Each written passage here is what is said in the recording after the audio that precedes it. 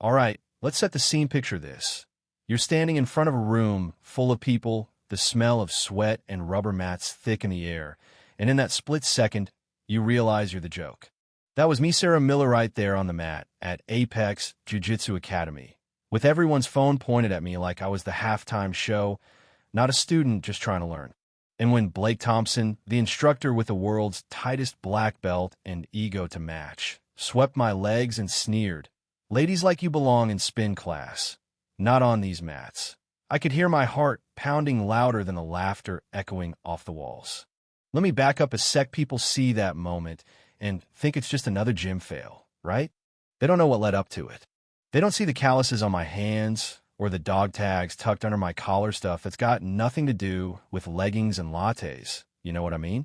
But that day I got up, met Blake's eyes, tucked my tags away, and I said, "Thank you for the demonstration, sir," as if he'd done me a favor. I just bowed and took my spot, but I could feel the humiliation burning all the way down to my bones. Now, Boston's Dorchester neighborhood is no Beverly Hills, just old brick buildings, thin walls, the hum of TVs bleeding through at night, but it's home, and it's quiet. That's why I picked it after I left the Marines after Afghanistan, after shrapnel tore up my shoulder and the world shifted. Every morning, still before sunrise, I'd brew strong black coffee and watch the city wake up from my kitchen window. That place? Just a couch, a table, medical textbooks, and on the shelf a photo of Dad in his dress blues, his medals, and those tags I always wear. I started working as a physical therapist at the Veterans Rehab Center over in Jamaica, plain helping other vets find their footing again. Most folks didn't know I was one of them, and I kept it that way. To them, I was just the quiet therapist who always seemed to get through to the tough cases. But sometimes, I think those guys saw more of me than I let on. My own life, yeah, it got turned upside down. Marriage didn't survive the move back to civilian life. David, my ex, packed his bags one night and just left. "You need to let go of who you were and figure out who you are now," he'd said. Maybe he was right. Or maybe he just couldn't hack the reality of loving someone who'd been changed by war. It was around that time I found Apex Jiu Jitsu, a place people said could help with healing if you let it. You'd think a fancy gym like that would be a fresh start. Instead, the place had its own pecking order. Blake ran the show like he was still in the cage, wanted everyone to bow and scrape, especially newcomers who didn't look the part. He saw me, ordinary as they come, and barely even tried to hide his disdain. "This isn't cardio kickboxing," he'd told me, like I didn't know the difference. I kept to myself, 3 beginner classes a week, soaking up every lesson, every technique. I never mentioned my past. I let them think what they wanted.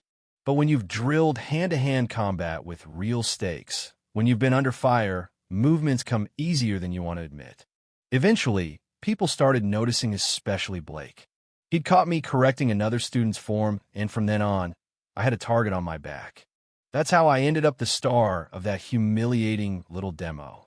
After he knocked me down in front of everyone, the snickers and side-eye started rolling in, especially from this girl, Claire. "That's what happens when soccer moms play tough," she whispered, and the peanut gallery loved it. Blake made sure I sat out sparring, then tossed me a spray bottle, told me to clean the mats since you're not using them anyway. I did it, silent, letting the anger churn inside.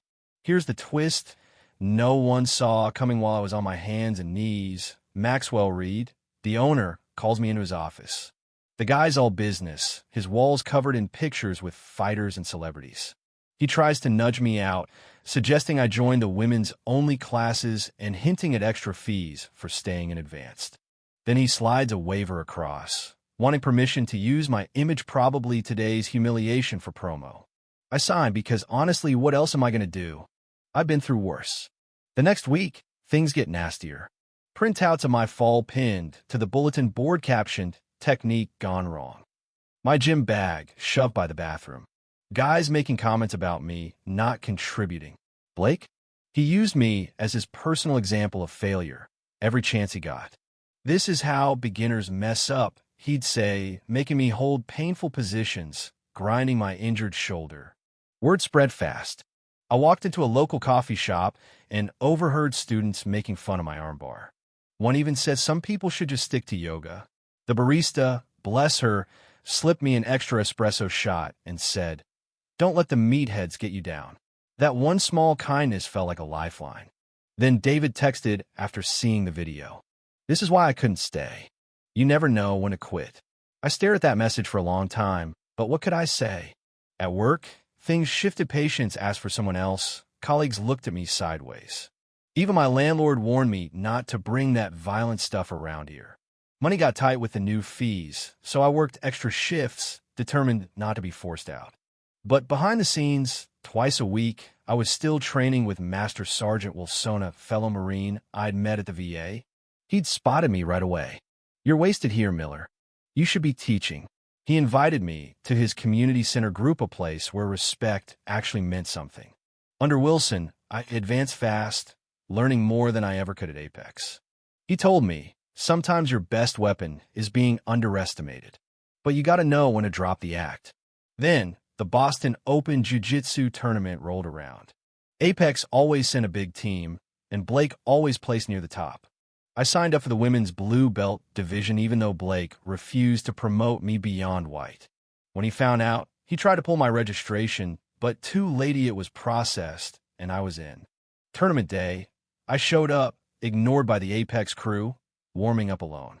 Wilson gave me a nod from across the room, more encouragement than I ever got from Blake. Here's where it gets wild.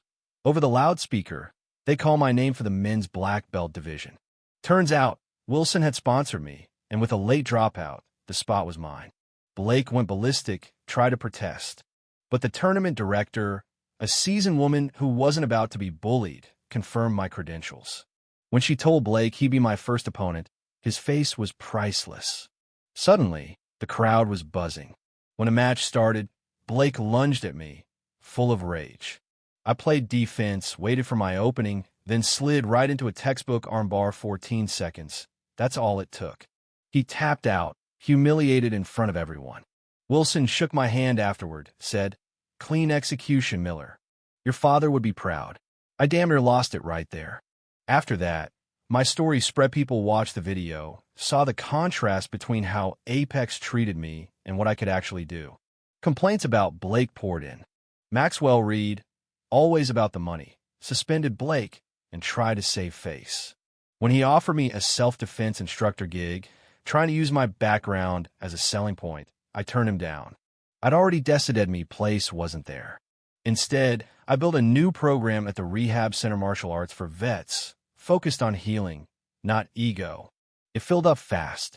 Claire from Apex came, asked to volunteer, even apologized for how she'd treated me. That surprised me. She ended up studying physical therapy herself. Blake tried to contest the tournament, only to have more of his bullying exposed. His career finished. And you know what? The 14 seconds on that mat didn't define might, just revealed what I'd always had in me. I visit my dad's grave every year, leave a stone and a picture of my students, most of them veterans like me, people who needed a second chance. An old friend of my dad's found me there once, told me I had his quiet strength, that he'd be proud. I hope so. These days, I still wear my dad's tags, but now I let them show. My students joke about the 14-second solution, but I remind them it's not about one move, it's about preparation, respect, timing. When new folks ask about the tournament, I just smile and talk about the basics: discipline, perseverance, knowing your own worth.